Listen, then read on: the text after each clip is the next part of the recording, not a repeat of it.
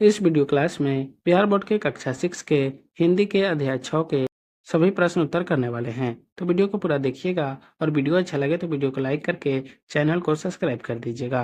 और इस क्लास का पीडीएफ टेलीग्राम पर मिल जाएगा, जिसका लिंक डिस्क्रिप्शन बॉक्स में है। तो चलिए वीडियो को शुरू करते हैं। अध्याय 6 है तुम कल्पना करो, जिसका पहला प्रश्न है पाठ के आधार पर आप किस प्रकार की कल्पना कीजिएगा।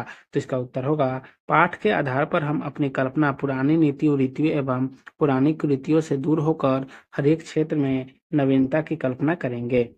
2 नंबर प्रश्न है राष्ट्र के शरीर कहने पर आपके मन में किसका चित्र आता है। तो इसका उत्तर होगा राष्ट्र के शरीर कहने से हमारे मन में भारत माता का चित्र आता है।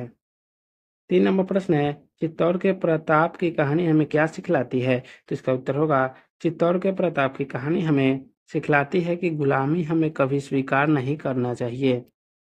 4 नंबर प्रश्न है इस कविता के माध्यम से हमें क्या क्या कहने की बात कही गई है। तो इसका उत्तर होगा इस कविता के माध्यम से हमें नवीन कल्पना, राष्ट्र शक्ति के लिए नवीन कामना, दरिद्रता दूर करने के लिए सूर्य चंद्रमा से समृद्धि और रिद्धि सिद्धि याचना तथा स्वतंत्र योजना बनाने की बात कही गई है।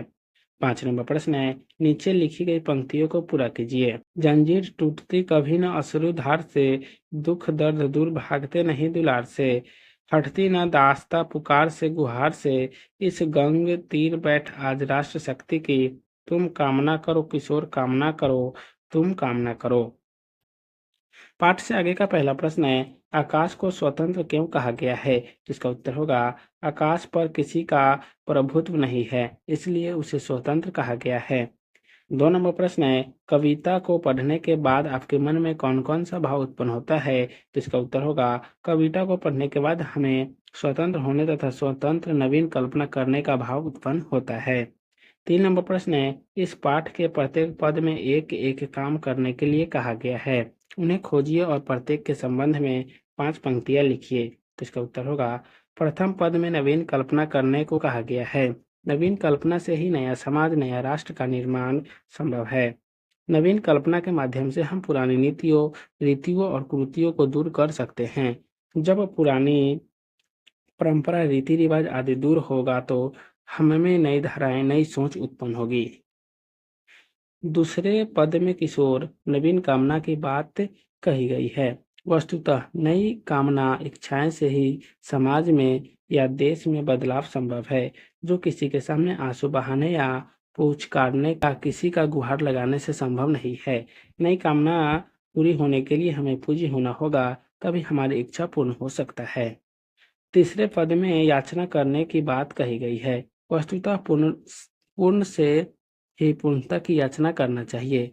सूर्य चंद्रमा जो पूर्ण है, हमें उससे समृद्धि आदि की याचना करना चाहिए, जिससे हमारे समाज या हमारे देश सब प्रकार से समृद्ध होगा, हमारे देश से गरीबी दूर होगी। चौथे पद में स्वतंत्र योजना बनाने के लिए कहा गया है। स्वतंत्र योजना से हम कोई कार्य को भली भांति कर सकते हैं। स्वतंत्र योजना से ही समृद्धशाली समाज या देश बन सकता है। स्वतंत्र योजना ही सफलता का कारण है। यदि हमारी योजना में किसी का दखल अंदाजी होता है तो योजना के तरफ से मन टूटता नजर आता है। 4 नंबर प्रश्न है इस कविता को पढ़ने से मेरा मन डैश से भर गया। तो इसका उत्तर होगा इस कविता को पढ़ने से मेरा मन उत्साह से भर गया। व्याकरण का पहला प्रश्न है र के भिन्न भिन्न रूपों का प्रयोग करते हुए 5 शब्द लिखिए। तो क में हो जाएगा उम्र, कब्र, कद्र, नम्र और भद्र। ख में हो जाएगा कर्म, दर्द, फर्क, मर्द और दर्द। ग में हो जाएगा ट्रक, त्रस्ट, राष्ट्र, ड्रामा और ट्रामा। 2 नंबर प्रश्न है निम्नलिखित उपसर्गों से दो शब्द बनाइए। यहाँ प्र, क, अप, परि, स्व, प्रति इत्यादि शब्दांश शब्द के शुरू में जुड़कर शब्द के अर्थ में विशेषता लाते हैं। इस प्रकार के वाक्यांश उपसर्ग कहलाते हैं।